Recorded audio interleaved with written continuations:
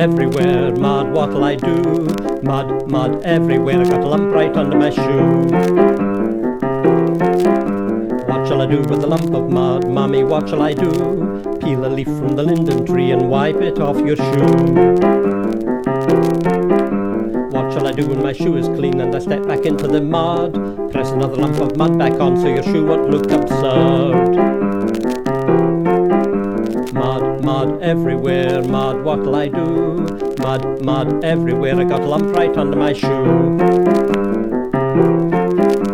Lump right under my shoe.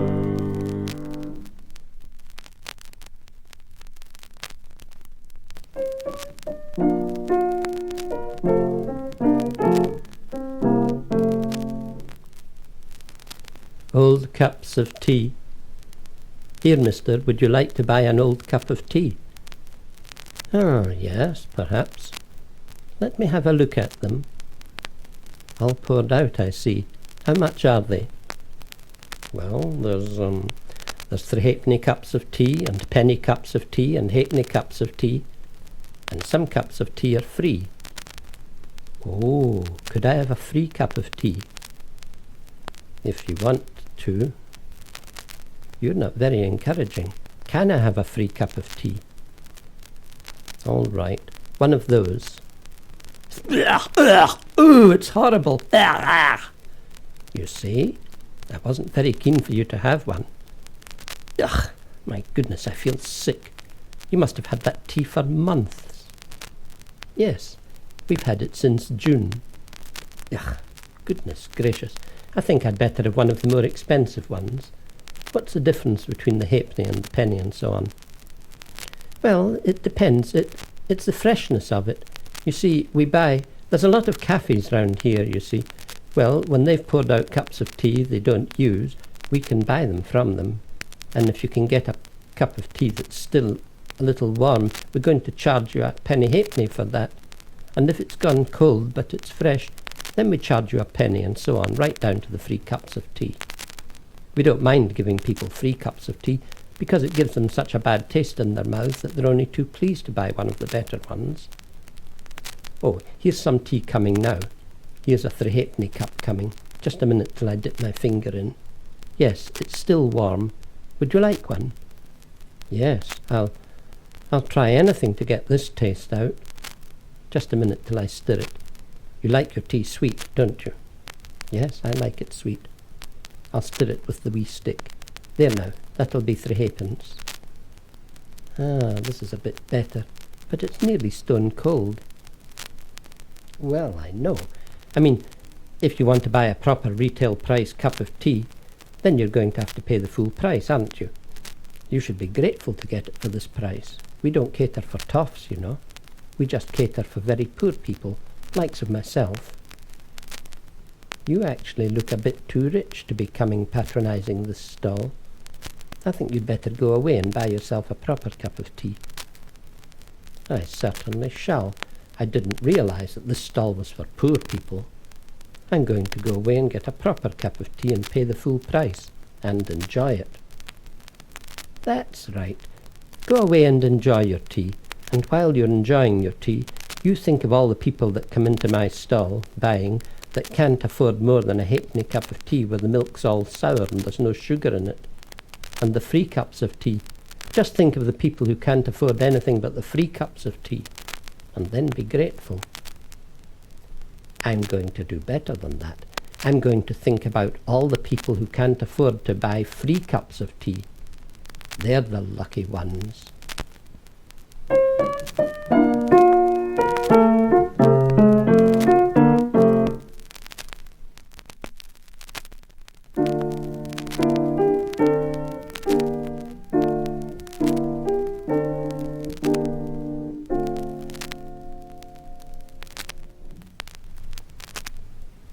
Hello, Judge.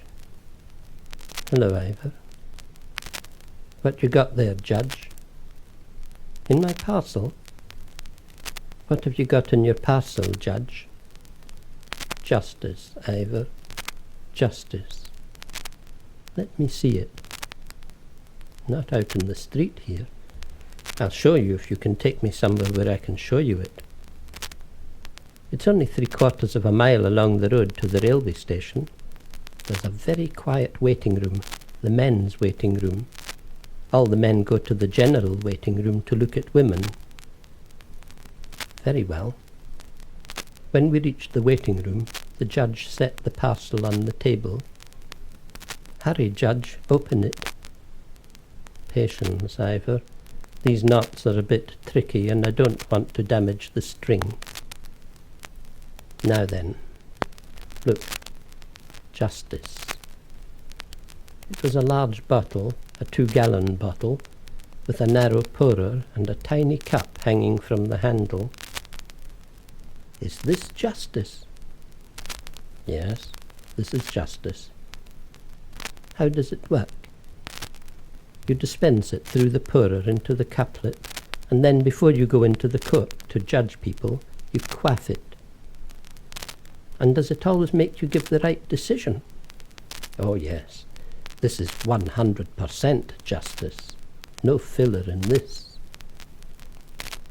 I went down on my knees before the judge and clasped his striped trousers.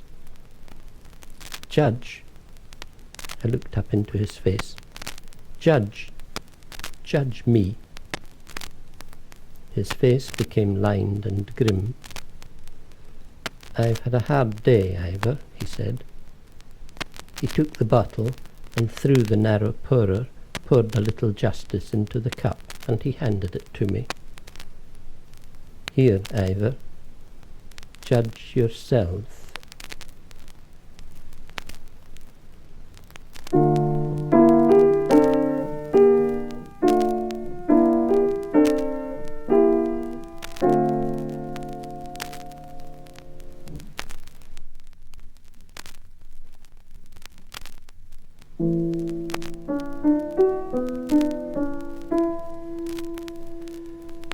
I had a little boat,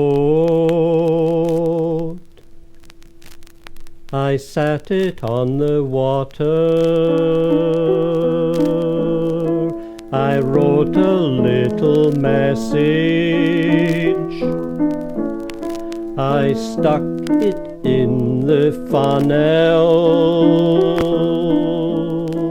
and sent it to my true love, who lives across the ocean.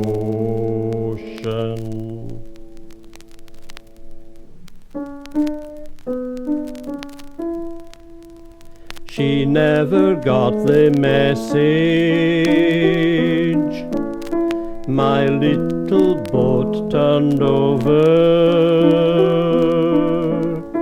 when 2 feet from the seashore.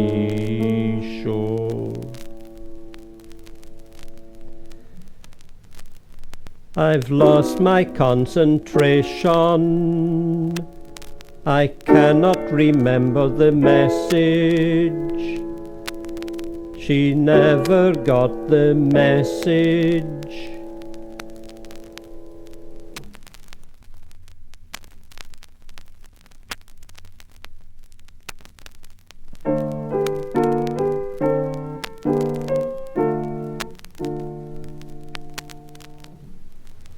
I visited the Hoorgi house. The walls were green and it was crowded.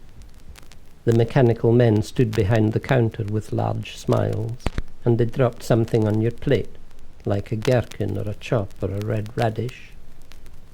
I filled my plate and sat with 20 people at a round table. Whilst eating, I watched the servers. Not a soul asked the gravy man for gravy, and his smile was bitter. I determined to sweeten his smile. The following day I entered the Hoorgi house, lifted a deep plate, and made straight for the gravy man. "Fill my plate with gravy, gravy man," I smiled. His ladle entered the great bin of gravy strapped to his shoulders, and with incredible rapidity he filled my plate with the rich brown fluid. "Thank you," I said, but he kept on spooning gravy, and as I turned to find my place at the table, he came after me, spooning gravy furiously. As he came from behind the counter, I noticed that he had no feet. In their place were two little wheels which bore him along. Ignoring him, I sat at the round table and started drinking my gravy.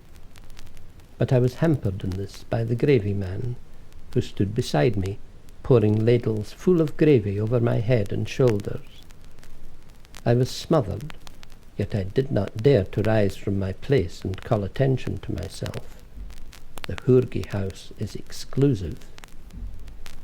Suddenly, the gravy man stopped. His bin was empty. He returned to the counter. I sighed hysterically and sat back, wiping myself unobtrusively with a napkin. But the gravy man is coming back with a fresh bin. Smartly, I ran to the door, and as I paid my cheque at the exit, he caught up with me and started working his ladle. I left the restaurant, the gravy man just behind me, and we rushed down the street till we reached my house, where I slipped in and placed the street door between us. The letter-box opened, and gravy poured in. "Stop!" I bellowed through the letter-box. "Why do you do this to me?" The gravy came to a stop. His face came to the letter-box and snarled, "You are the man who demanded a foot salad last week." Of course, the wheels. So it was your feet. Yes, my feet. I pushed a yardstick and a handsaw through the letter-box. "Cut what you need," I shouted, acting on a generous impulse. A waiter needs a couple of good feet.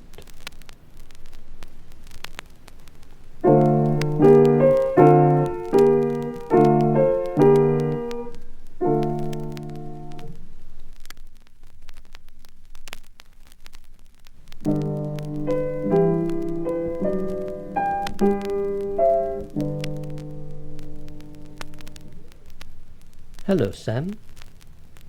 "Hello, Daddy. You back?" "Yes, son." "What in the—" "Where's your mother?" "She's in the house somewhere." "Doris! Doris! What the hell's Sam doing out in the garden, buried up to his ankles?" "Oh, Bill, I'm so glad you're home, dear. 3 weeks is a long time." "Yes, darling. What's Sam doing out in the garden?" "Bill, I'm broken-hearted. Oh, I'm so glad you're home. Bill, I don't know where to begin. The day after you went, some kid at school told Sam he was small. You know how sensitive Sam is.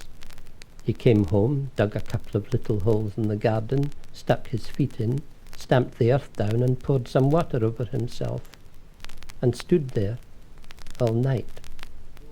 I didn't find out till the next morning, and I said, 'What are you doing, Sam?'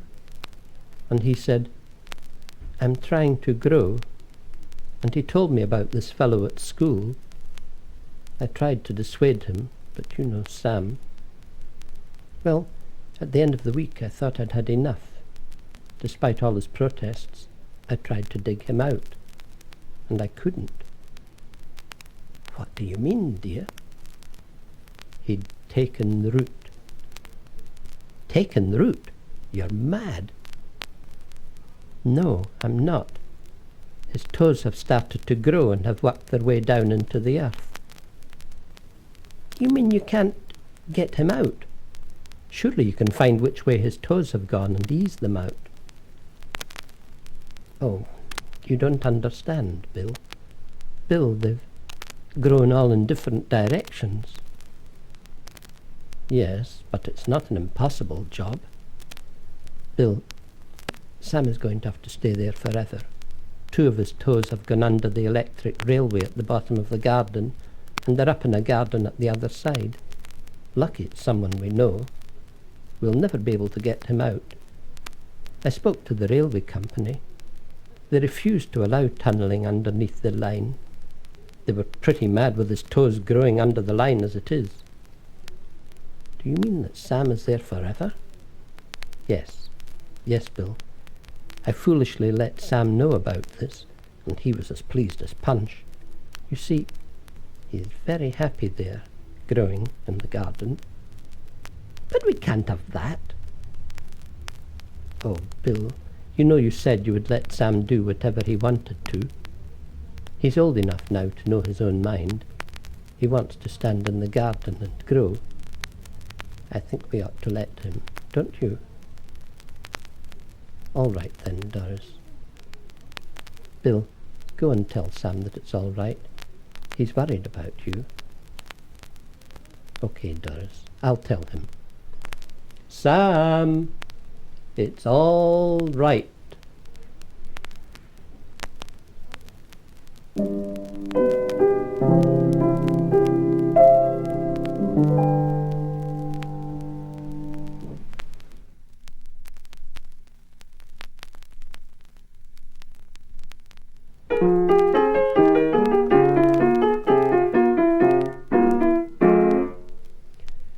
In my room there sits a box, a cardboard box.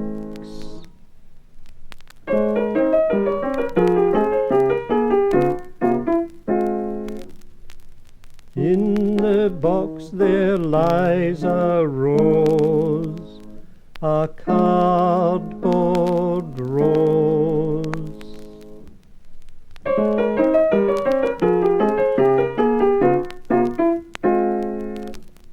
From that rose there rises a scent, a cardboard scent.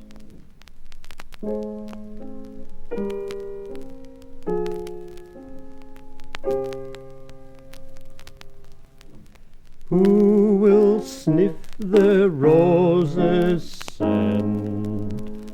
A little child, a plastic child.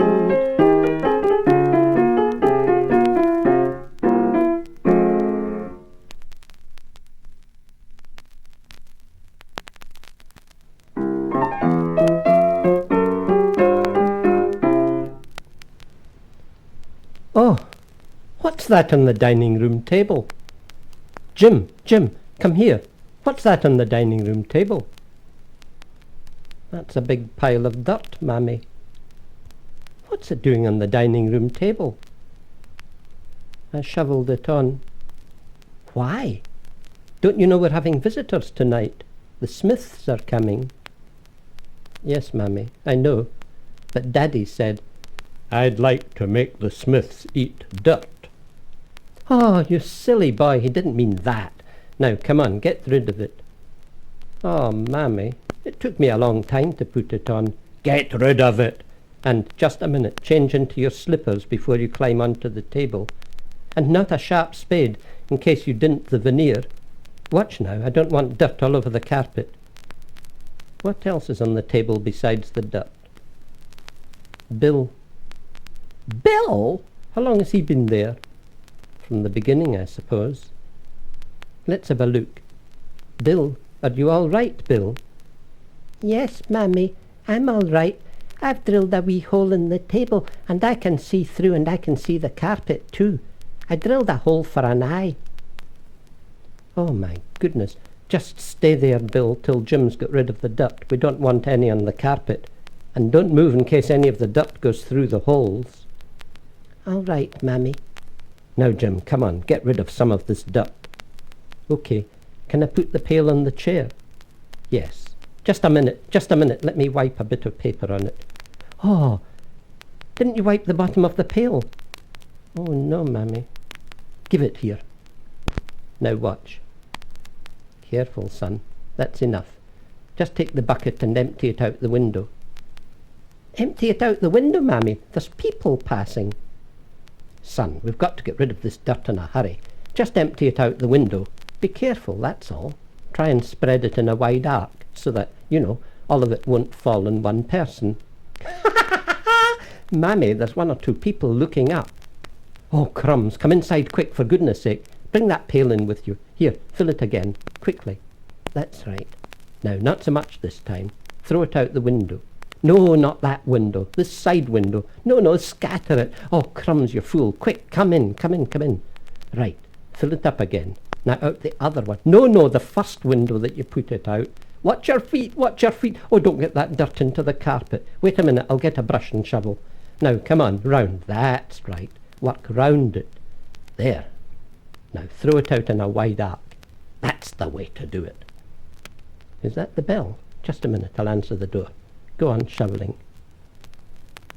Hey, are you all right, Bill? Yes, Jim, I'm all right. What's it like with all the earth on top of you? Lovely. Was Mammy very annoyed? I couldn't see her face. Shh, here's Mammy coming back. Who was it, Mammy? Nobody you know. Hurry up. Whoosh. Da, da, da, da, da, da, da. That's a good boy. I say, where's Bill? Bill? What do you mean?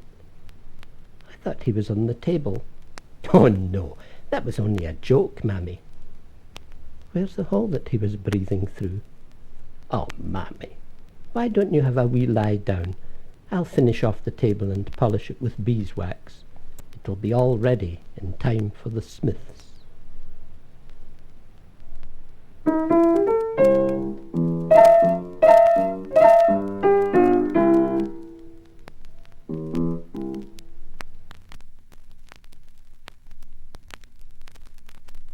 No, you've been very bad reading all that rubbish.